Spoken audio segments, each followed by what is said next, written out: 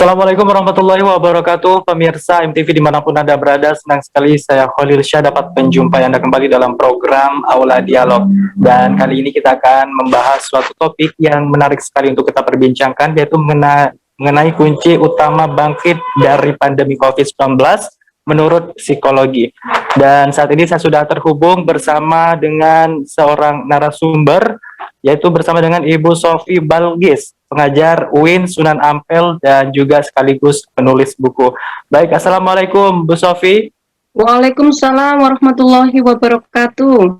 Alhamdulillah bisa berjumpa lagi ya Bu. Alhamdulillah sehat ya. Alhamdulillah sehat. Alhamdulillah. Baik, Bu Sofi, ini kalau beberapa minggu yang lalu kita juga sempat membahas buku yaitu Bangkit dari Depresi. Kali ini kita akan bahas buku mengenai bangkit dari pandemi, Bu. Ini mungkin bisa Anda jelaskan bukunya ini isinya apa aja, Bu? Baik, terima kasih atas undangannya. Pada kesempatan ini berbincang tentang isu buku Bangkit dari Pandemi ya, dan bagaimana itu bisa berdampak untuk pemirsa. Jadi buku ini hadir itu melihat keprihatinan dan kita harus bangkit gitu, keprihatinan karena pandemi dan kita harus bangkit dari pandemi. Jadi isi bukunya itu adalah kisah inspirasi. Jadi ini modelnya adalah narasi ya, narasi. Oh, ada juga yang esai. Jadi ini tulisan esai dan tulisan narasi yang berkisah perubahan dalam masa pandemi ini. Banyak hal yang terjadi dari beberapa aspek kehidupan ya, perubahan dalam bidang pembelajaran, perubahan dalam bidang pola hidup ya, kemudian perubahan nasib karena tiba-tiba kena PHK atau tiba-tiba nggak bisa jualan gitu. Kemudian juga ada perubahan dalam peningkatan spiritual gitu ya, dan bagaimana menjaga kondisi sehat fisik gitu ya, sehat mental. Baik Bu Sofi, ini kalau kita tahu keluarga ini kan fondasi yang cukup penting dalam meningkatkan resiliensi bangsa ini, Bu. Ini bagaimana maksudnya? Ya, bisa diulang, Mas? Ya, ini kan kalau kita tahu keluarga ini yang merupakan fondasi yang penting dalam meningkatkan resiliensi bangsa ini. Ini maksudnya bagaimana? Baik, keluarga ya. Keluarga ini kan aspek masyarakat paling mikro ya, paling kecil gitu ya. Dan ini yang yang berkontribusi pada pertumbuhan individu. Tiap pribadi kita manusia itu tumbuh dari keluarga gitu ya, dari lingkungan masyarakat terkecil di keluarga, sehingga keluarga itu punya peran banyak banget gitu ya. Kalau dalam soal pandemi ini maka keluarga itu support ya, yang paling penting adalah family support gitu ya. Family support bagaimana seseorang itu tidak merasa sendiri ketika mengalami dampak dari pandemi ini, begitu Mas. Baik, berarti isi dari keseluruhan buku yang dikarang oleh Bu Sofi ini berarti membahas mulai dari tingkat keluarga, begitu ya Bu? Oh, ini lebih sosial ya, lebih sosial karena perspektifnya lebih luas, tidak hanya keluarga. Jadi bagaimana lingkungan masyarakat, bagaimana lingkungan pribadi, lalu bagaimana lingkungan usaha gitu. Ini lebih luas. Baik, berarti ini lebih menjangkau lebih luas begitu ya, tidak hanya dari aspek keluarga tapi juga dari sosial begitu ya. Betul. Baik, ini mengenai keluarga ini kan juga tadi sempat saya katakan bahwasannya keluarga kan juga merupakan fondasi yang cukup penting begitu ya Bu. Kenapa keluarga yang paling diharapkan bertahan dan bangkit dari tantangan yang ada selama ini? Baik, tadi sudah saya singgung bahwa family support itu penting untuk penguatan ketika bangkit dari keterpurukan. Tidak hanya tentang pandemi ya, misalkan keterpurukan karena berpisah dengan seseorang, karena kehilangan pekerjaan, karena mungkin jatuh gitu ya. Jatuh ini dalam banyak pengertian, atau sakit gitu ya.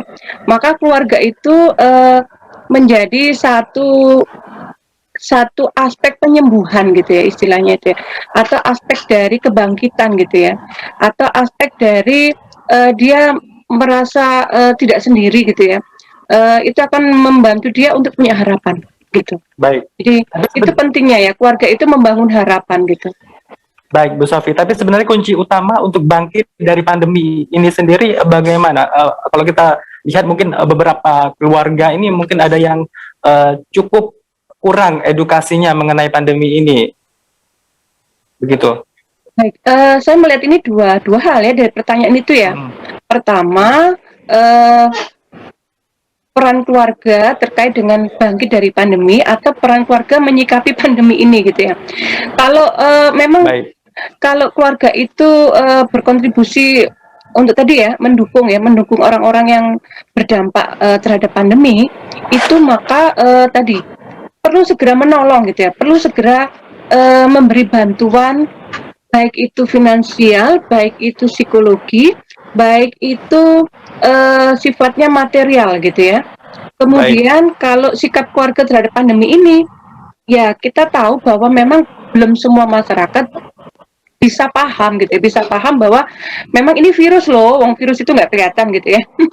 Dan ini memang vaksin perlu loh gitu ya untuk penambahan imun gitu ya. Nah itu memang ada beberapa keluarga yang masih belum punya pemahaman yang cukup baik ya tentang kondisi pandemi ini gitu. Nah itu yang perlu edukasi terus menerus, nggak boleh berhenti, terus menerus diedukasi ya, mulai dari level pemerintahan, lalu level profesional tenaga medis kesehatan, juga sampai lingkungan terdekat sosial masyarakat ya, RT RW itu jadi leader untuk untuk ini untuk bangkit dari pandemi ini atau untuk mengatasi COVID ini. Baik. Baik, Bu Sofi.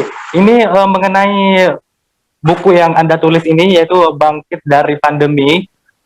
Sebenarnya tadi berdasarkan kisah-kisah inspiratif ini inspirasi dari beberapa orang yang mungkin pernah mengalami keterpurukan karena pandemi, begitu ya, Bu? Betul ya, ini nggak kelihatan nih. Baik, buku ini itu kisah dari beberapa orang ya. Ada juga yang isi pikiran, esai.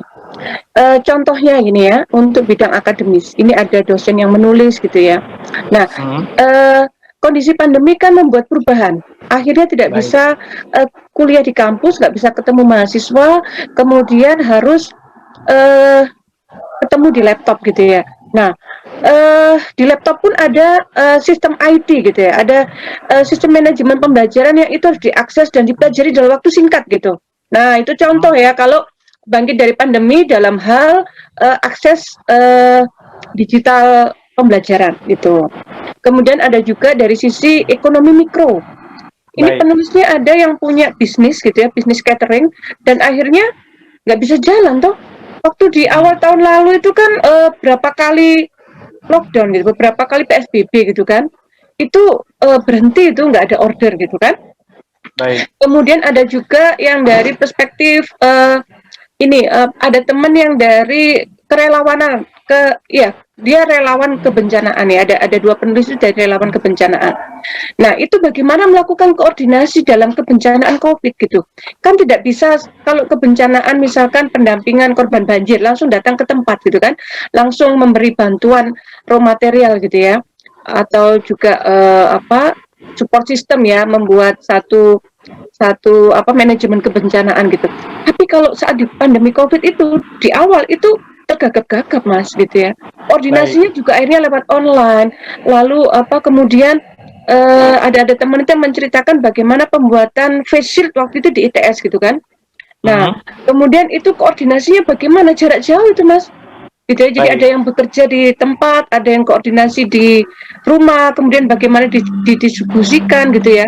Itu repot banget saat itu gitu ya. Nah, kerepotan itu dan juga tadi ya satu adaptasi baru itu tertuang dalam tulisan itu. Baik, Bu Sofi. Satu lagi kreativitas, inovasi. Ya, bisa Anda lanjutkan? Ya, satu lagi inovasi dan kreativitas. Nah, Karena tadi ada perubahan, harus adaptasi dan harus belajar sesuatu dengan cepat dan harus menyiasati suatu kondisi, akhirnya bangkit kreativitas atau ide-ide baru. Nah, isi buku itu Baik. berkisah ide-ide baru yang menjadi solusi di saat pandemi. Baik, artinya di dalam buku itu tidak hanya tertuang kisah-kisah inspiratif saja, namun juga ada beberapa solusi dan Betul, mungkin betul. bisa meningkatkan daya kreativitas ataupun inovasi bagi si pembaca, begitu ya, Bu? Betul. Jadi Baik. ada contoh-contoh gitu ya. Contoh-contoh Hmm, kalau ekonominya ini terpuruk, maka solusinya untuk cari orderan lagi gimana, atau baik. jualan lagi gimana, atau jualannya diganti gitu. Baik, kita akan lanjutkan di segmen berikutnya, Bu Sofi, dan pemirsa jangan kemana-mana, kita akan segera kembali.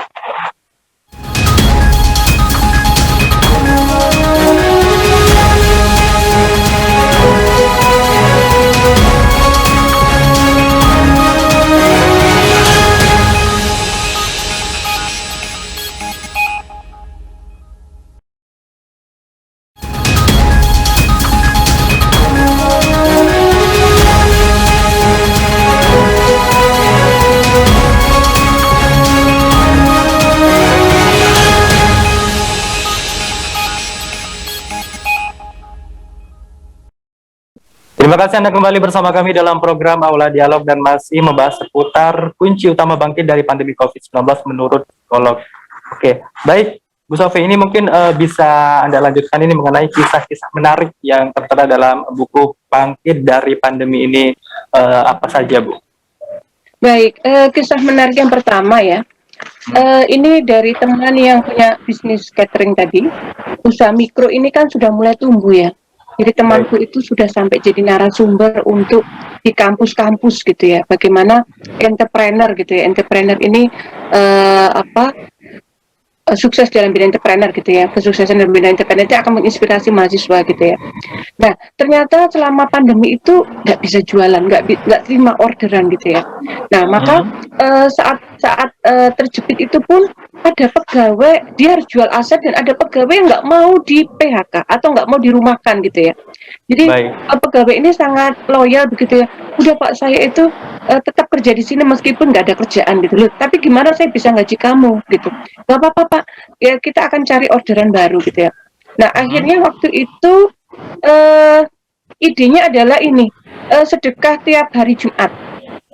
Jadi di baik, saat pandemi itu tetap ada sedekah hari Jumat, dan kemudian ini untuk untuk orang-orang yang isoman gitu ya.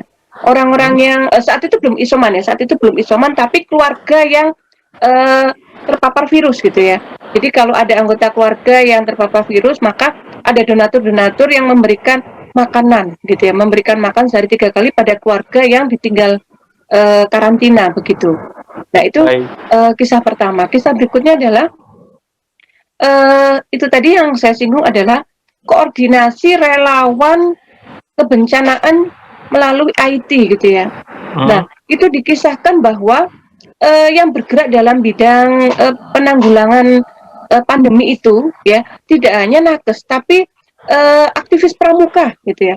baik, Ceritakan aktivis pramuka itu dikoordinasi secara tadi ya digital gitu ya, jarak jauh gitu ya. Jadi ada satgasnya loh gitu ya. Jadi ada cerita satgas dari pramuka gitu ya, mengkoordinasi relawan-relawan kebencanaan, dan itu akan jadi masyarakat jadi tahu, oh ternyata pramuka juga bergerak loh, masyarakat itu juga bergerak loh ya, tidak hanya pemerintah atau nakes gitu ya. baik, Nah, cerita yang ketiga terkait dengan ini, ada teman itu awalnya dia itu terima jahitan gitu ya, kemudian karena orderannya sepi gitu ya, dia belajar membuat pizza, belajar baik, membuat makanan makanan yang dia nggak jualan nasi ya gitu ya, karena mikir wah orang itu mungkin cukup makan di rumah gitu ya, tapi dia mencari variasi baru produk, dia membuat pizza gitu ya. Dan ada juga yang membuat masker gitu ya. Nah itu baik. kisah-kisah yang bisa jadi satu solusi. Baik, mungkin kalau bisa saya katakan ya Bu Sofi, mungkin ada beberapa dari para karyawan mungkin yang kena PHK dan lain sebagainya, sehingga mereka apa namanya harus bagaimana bisa bertahan hidup, harus membuat inovasi bagi dirinya, yaitu mungkin bisa jualan kue dan masker yang walaupun sebenarnya pekerjaan sebelumnya tidak seperti itu, begitu ya, Sofi? Betul, betul, betul ya. Ini dalam konteks luas ya. Ada Hmm, teman juga itu yang suaminya itu punya pabrik sepatu, kemudian tutup pabriknya gitu ya. Ya, pabrik nggak besar ya, skala mikro ya. Nah, karena tutup akhirnya alih profesi jualan donat gitu ya. Nah, baik. jualan donat itu ya akhirnya bangkit, ekonominya bangkit, tapi dengan kondisi yang terbatas itu tidak bisa ideal, ya. Baik, Tidak bisa itu perfect gitu ya. Nah, maka baik, yang penting bisa survive, yang penting bisa apa mencukupi kebutuhan sehari-hari itu kadang target minimal yang bisa dipenuhi begitu. baik. Ini menurut Bu Sofi sendiri ini orang-orang yang seperti ini mungkin awalnya kena PHK terus dia mencari cara apapun caranya untuk bertahan hidup, jualan kue dan lain sebagainya. Itu termasuk orang-orang yang optimis atau bagaimana, Bu? Kalau kita bandingkan mungkin ada beberapa orang yang dia habis kena PHK sudah menyerah diri dan mungkin tidak mau berusaha lagi di rumah ini. Menurut Bu Sofi bagaimana? Baik, optimisme itu kan dibangun karena dia punya goal ya, punya tujuan lah. Tujuan itu kemudian ada unsur harapan gitu ya. Ada harapan itu yang membuat dia punya semangat gitu ya, akhirnya optimis gitu ya. Nah, kemudian orang yang biasa kantoran mas, orang yang biasa kerja sebagai pegawai itu belum tentu dia punya jiwa entrepreneur. Itu harus kita pahami. Dalam teori Baik, entrepreneurship itu memang ada karakteristik orang yang memang eh, cocok sebagai entrepreneur, tapi ada orang yang memang gak cocok sebagai entrepreneur gitu. Orang-orang yang sifatnya kerjanya clerical, administratif, kemudian orang yang nggak bisa apa mempersuet orang gitu ya, apalagi selling gitu ya, menjual gitu ya. Maka bisa dipahami ada orang yang biasanya kerja kantoran tiba-tiba harus jadi entrepreneur itu mengubah karakternya, harus baik, transformasi gitu ya. Harus transformasi, harus tadi tidak hanya mengubah gaya hidup ya, profesi, alih profesi, tapi juga mengubah bagaimana dia mentransformasi diri menjadi seorang entrepreneur gitu ya. Mulai dari entrepreneur itu kan mulai dari awal mas, dari awal itu baik. kulaan gitu ya, kulaan atau cari modal. Modal dia sudah punya ya, kalau misalkan dapat pesangon ya. Nah, Hmm, kemudian dia cari sumber, kemudian diolah sampai akhirnya jualan gitu kan. Nah, nanti ada baik, juga loh yang apa reseller gitu ya. Reseller ini akan membantu banget untuk menjualkan produk-produk. Nah, yang penting itu mencari sebanyak-banyaknya peluang bisnis di saat pandemi. Saat itu kan orang-orang pada blocking gitu, pada baik. nggak bisa mikir gitu kan karena shock ya, karena shock nggak bisa Hmm, mikir ini terus hmm, ngapain gitu kan. Nah, maka sehingga waktu itu banyak webinar tentang bisnis ya, inovasi bisnis, lalu bagaimana apa tadi membantu menjualkan gitu ya. Dan saat itu sempat laris kan bikin ini ya, bikin apa hand sanitizer gitu ya. baik, Kemudian apa jualan masker, kemudian bikin apa itu eh bikin apa produk-produk yang itu untuk kesehatan ya. Itu waktu itu laku keras gitu ya. Di awal-awal baik, pandemi itu sampai habis ya baik. apa Ini kalau kita tahu bahan mungkin bahannya. sebagian, uh, baik, Bu Safi. Baik, Bu Safi bisa dengar suara saya? Bisa. Ya baik. Mungkin kalau bisa dikatakan sebagian orang mungkin ada yang survive dengan di tengah-tengah pandemi ini ya Bu, dan dengan memanfaatkan situasi yang ada, misalkan jualan hand sanitizer seperti yang Bu Sofi tadi katakan ataupun masker begitu. Namun tidak sedikit orang juga ini malah mengalami stres ataupun depresi. Apakah ini sesuatu yang wajar atau bagaimana? Wajar ya, itu alamiah banget gitu. Jadi ketika kita apa mendapatkan satu kenyataan hidup yang tidak mengenakkan, itu yang bekerja itu kan bukan otak logis ya, tapi Mhm. otak emosi gitu ya. Nah, emosinya itu yang menjadi terpuruk gitu ya. Gitu ya. Nah, ketika emosi terpuruk, akhirnya apa tadi blocking, buntu gitu, nggak punya ide gitu ya. Atau apa namanya ya, apa helpless gitu, merasa helpless, merasa tidak tertolong, merasa tidak berdaya gitu ya. Nah, maka kondisi stres itu sebenarnya alami ya kan, ketika orang tertekan mengalami stres, ketegangan gitu kan, karena ada beban tadi, ada beban ya, waduh gitu ya, terus bagaimana saya bisa bekerja, bagaimana saya bisa mencukupi keluarga, bagaimana saya kemana-mana merasa merasa aman gitu ya, merasa aman gitu ya. Eh, Malah dulu katanya bisa lewat apa mata, lalu ini banyak jualan kacamata atau face shield gitu ya. Nah, Baik. kemudian orang menjadi khawatir gitu ya, gitu ya. Nah, kemudian tidak disiapkan bahwa ini kalau sakit apa yang dilakukan gitu ya. Nah, akhirnya baru kan cara-cara isoman, cara-cara untuk mendeteksi dini dan sebagainya gitu ya. Semakin banyak informasi kesehatan. Nah, sehingga itu mengurangi stres gitu ya. Juga tadi Baik. informasi tentang bagaimana bangkit dari pandemi secara ekonomi gitu. Bisnis-bisnis apa saja yang bisa dikembangkan gitu. Baik. Ada cerita menarik ini. Ada teman di Bali itu, dia punya yayasan kanker yang harus mencukupi biaya kontrak, kemudian biaya untuk transportasi keluarga yang akan kemo gitu ya. Jadi dia punya rumah singgah gitu ya. Nah itu akhirnya apa Mas? Jualan itu. Jadi membuka unit usaha jualan sayur mayur, telur gitu ya, beras gitu ya. Yang itu harganya lebih murah dari salah satu waralaba gitu ya. Baik, Bu Safi, kita potong dulu ya Bu. Baik, Bu Safi, kita akan potong dulu. Kita akan lanjutkan di segmen berikutnya, dan pemirsa jangan kemana-mana. Aula Dialog akan segera kembali.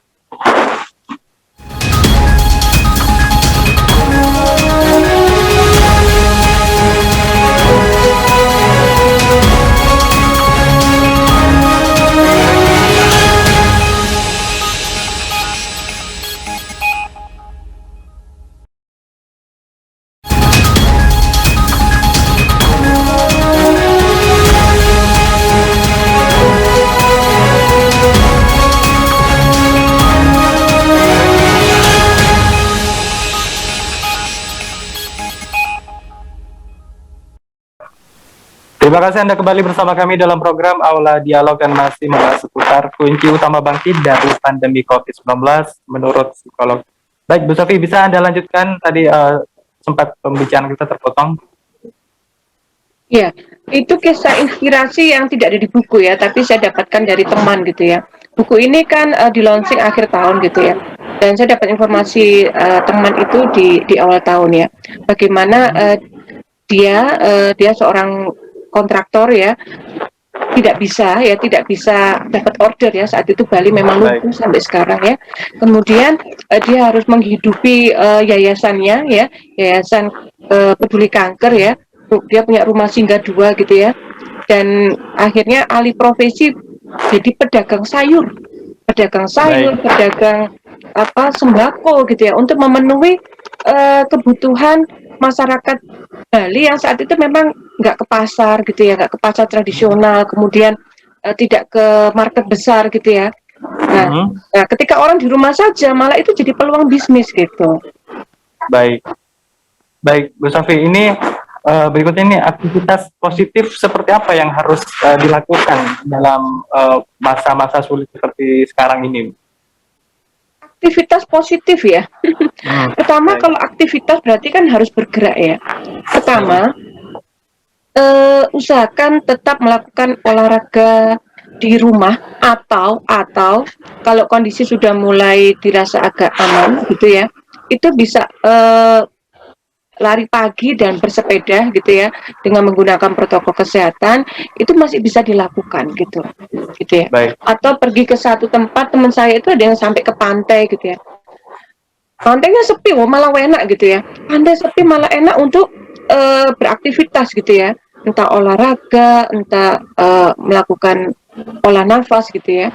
Kemudian jadi itu tetap berolahraga gitu ya. Baik. Daripada di tempat tertutup ya. Kalau fitness itu kan di tempat tertutup kan resiko ya. Atau apa kegiatan apa yang itu berisiko, itu yang dikurangi gitu ya. Kemudian aktivitas yang positif adalah ini ritual ibadah ya.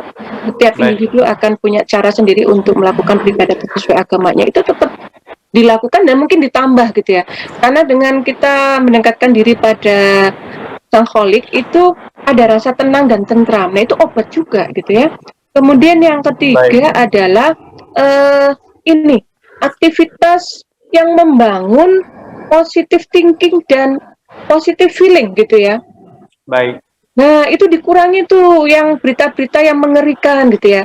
Tapi berita-berita yang menggembirakan itu perlu diakses gitu ya. Kemudian itu hindari hoax gitu ya. Jadi cek berita gitu ya, cek berita. Ini beritanya valid apa enggak gitu ya.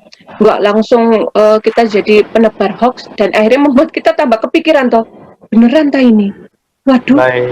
nanti ini begini begitu. Nah, itu yang akhirnya kita menjadi terganggu gitu. Baik, Bu Sofi, ini mungkin juga sebagian dari kita ya sebelum pandemi sudah mempunyai target, entah itu usaha ataupun pekerjaan dan lain sebagainya, dan mempunyai mimpi-mimpi yang sebentar lagi akan datang. Tapi karena ada pandemi, semuanya ini bisa hilang semua begitu, Bu. Lantas hari ini yang dirasakan justru kita jauh lebih bersyukur. Artinya ketika selama kena COVID mungkin kita tidak bisa makan dan lain sebagainya, tapi alhamdulillah diberikan kesembuhan dan saat ini sudah bisa makan, ini sudah alhamdulillah. Jadi target-target yang awalnya sangat banyak ini sudah kita nggak kesana lagi. Artinya walaupun sebenarnya harapan itu masih ada, dengan saat ini kita bisa bernafas, bisa diberikan kesehatan, ini kita sudah merasa cukup. Ini apa yang terjadi Baik, ini kan juga dengan kondisi perubahan seperti ya, ini?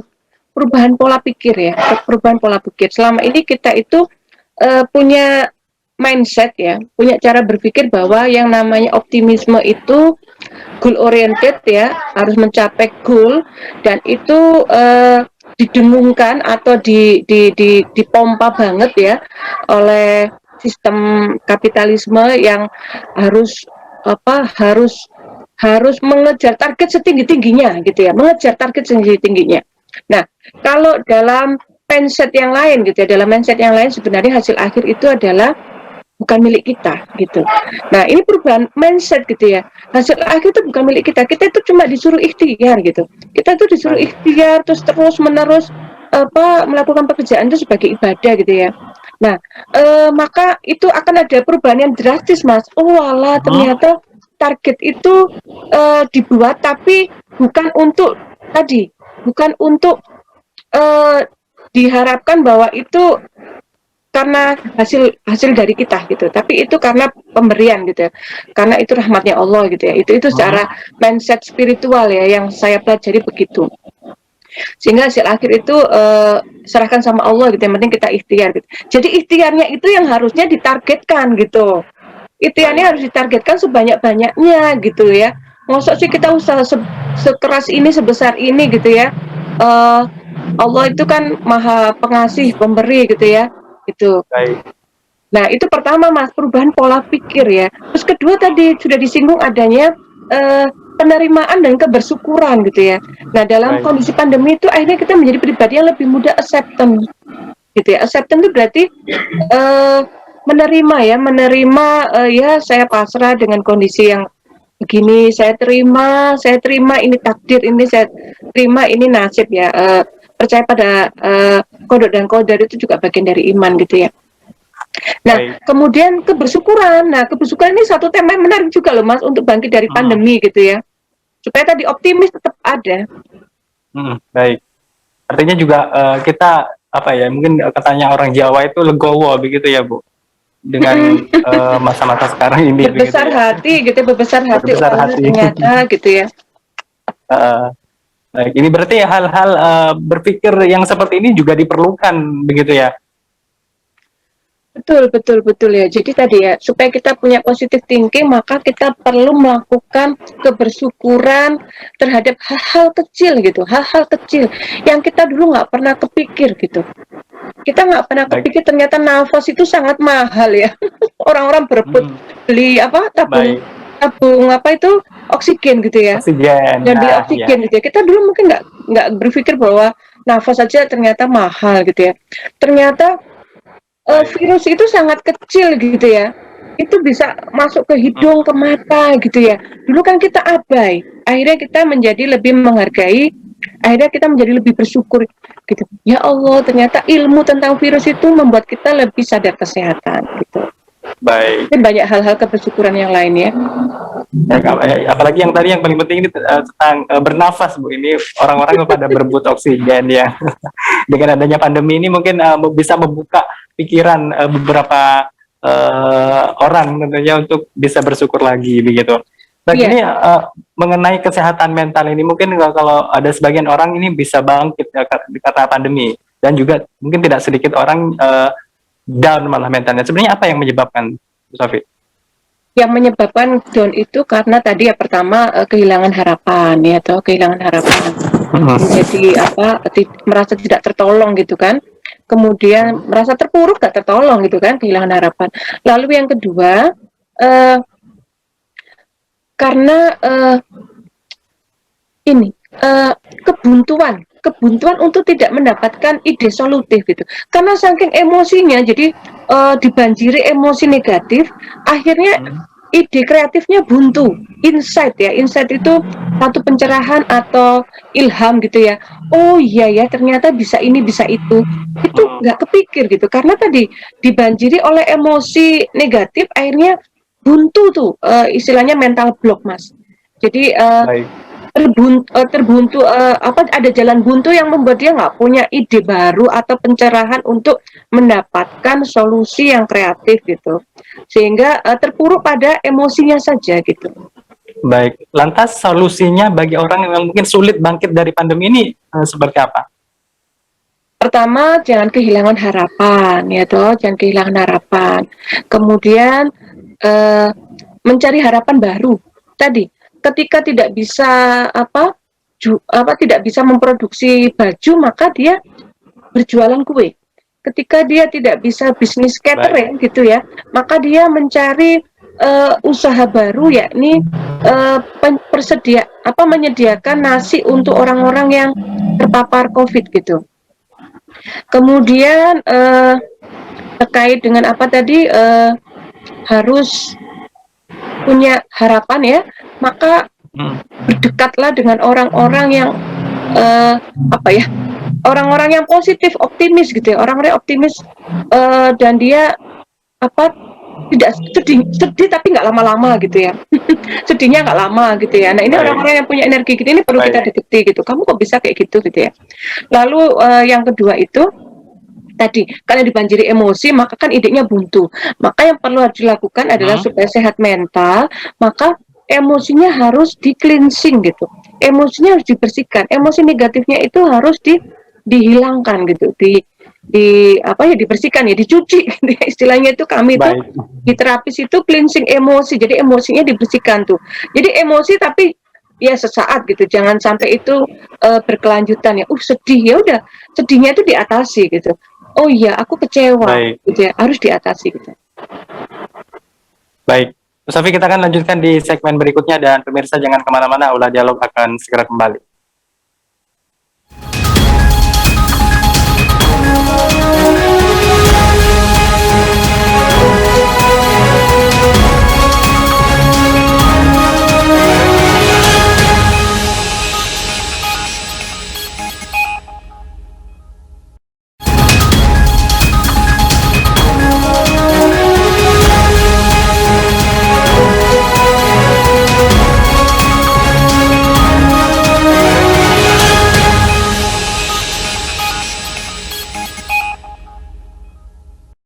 Terima kasih Anda kembali bersama kami dalam program Aula Dialog, dan masih membahas seputar kunci utama bangkit dari pandemi COVID-19 menurut psikolog. Baik, Bu Sofi, mungkin di segmen terakhir ini bisa Anda tambahkan, mungkin ada yang belum Anda jelaskan tadi, silakan. Baik, mungkin tambahannya terkait dengan kemampuan adaptasi ya. Jadi dalam kondisi pandemi ini kan semuanya berubah gitu ya. Ada keterkejutan kita, banyak perubahan-perubahan gitu ya. Maka yang perlu dilakukan itu adalah kembali mengaktifasi kemampuan alamiah kita untuk beradaptasi. Jadi Allah sudah menganugerahi kita ya, salah satunya otak reptil ya. Otak reptil ini adalah otak yang sangat primitif yang membuat kita itu survive gitu ya. Karena kalau ada bahaya kita akan menghindar. Kalau ada sesuatu yang tidak mengenakan, kita akan menghindar juga. Kita tidak mau, pain itu nggak mau gitu ya. Kemudian kita juga akan survive itu mengatasi keadaan. Nah ini sebenarnya sudah ada anugerah Tuhan gitu ya. Ketika otak kita ya, otak neokortek itu otak cerdas ya, mengatakan ini nggak bisa lagi, nggak bisa ini, nggak bisa itu ya, nggak logis lagi gitu kan. Maka kita harus Baik. gunakan lagi karunia Tuhan tadi, bagaimana kita beradaptasi dalam kehidupan normal baru yang memang sudah nggak normal, tapi ada hal-hal baru yang itu harus kita normalkan, normalisasi ya artinya ya, menjadi kebiasaan baru kita gitu, supaya kita Baik. bisa survive begitu. Baik. Ini kalau berbicara mengenai adaptasi ya Bu, artinya gaya hidup mungkin yang awalnya gaya hidupnya ngoyo, kerja mulai dari jam 7 sampai jam 5 sore, kemudian karena adanya pandemi harus WFH, akhirnya di rumah, kebanyakan waktu kosong. Nah, lantas ini ke depannya kalau misalkan kembali normal, apakah tidak mempengaruhi gaya hidupnya kembali, mungkin jadi malas-malasan atau bagaimana? Rasanya kalau dia punya optimisme atau punya harapan, maka dia akan meregulasi dirinya, Mas, akan mengatur dirinya untuk kembali tadi produktif dan tadi mengikuti sistem kerja di tempatnya gitu. Karena itu sebenarnya alamiah kok, manusia itu Baik. alamiah kok sebenarnya. Ada satu kondisi dirinya yang dia itu akan beradaptasi pada situasi ya, misalkan kalau di gurun pasir seperti apa gitu ya, ya metaforanya ya perumpamaannya. Baik. Kalau di gunung es seperti apa, kalau di eh, tempat tropis seperti apa gitu ya. Baik. Baik. Ini terakhir ini mungkin bisa disimpulkan Bu terkait diskusi kita kali ini, dan juga ini sempat tadi membahas mengenai buku Bangkit dari Pandemi. Silakan Bu Taufik. Baik, pemirsa AMTV yang dirahmati Allah Subhanahu wa taala, dari buku Bangkit dari Pandemi ini tidak hanya menyoal soal bagaimana kita harus kreatif ya, kreatif dan solutif dalam menghadapi pandemi ini, tapi kita perlu melakukan perubahan ya, perubahan cara berpikir, perubahan cara mengatasi krisis emosi psikis kita, dan kita juga perlu belajar untuk beradaptasi sehingga kita akan menjadi pribadi yang terus bertumbuh meskipun seolah-olah kita itu sudah terpuruk ya, seolah-olah kita sudah terbatasi ya, tapi sebenarnya kita bisa tetap mencari satu terobosan. Di saat pandemi ini insya Allah kita akan mendapat satu anugerah-anugerah baru ya, kalau kita tetap optimis, punya harapan, dan tadi terus berproses ya, terus berproses dan terus berikhtiar. Begitu Mas. Baik, harapannya Bu. Iya, harapannya kita semua ya, setiap pribadi, setiap insan ya, dari perbedaan agama, dari perbedaan suku, itu saling membantu deh gitu ya. Jadi untuk menumbuhkan harapan, maka kita perlu mendekati teman kita, saudara kita yang tadi terpuruk atau nggak punya ide ya, nggak punya solusi, dan mungkin emosinya yang terbanjiri oleh perasaan negatif, itu harus kita bantu untuk kita bersihkan, untuk kita ajak bicara, untuk tadi membuat atau menumbuhkan harapan baru. Baik, terima kasih Bu Sofi sudah menyempatkan waktunya untuk terhubung Sama-sama. bersama kami kali ini. Sampai jumpa di episode berikutnya ya Bu Sofi. Insya Allah. Baik, semoga selalu diberikan kesehatan. Dan pemirsa, demikian Aula Dialog kali ini bersama saya, Khalil Syah. Saya pamit undur diri. Assalamualaikum warahmatullahi wabarakatuh. Waalaikumsalam warahmatullahi wabarakatuh.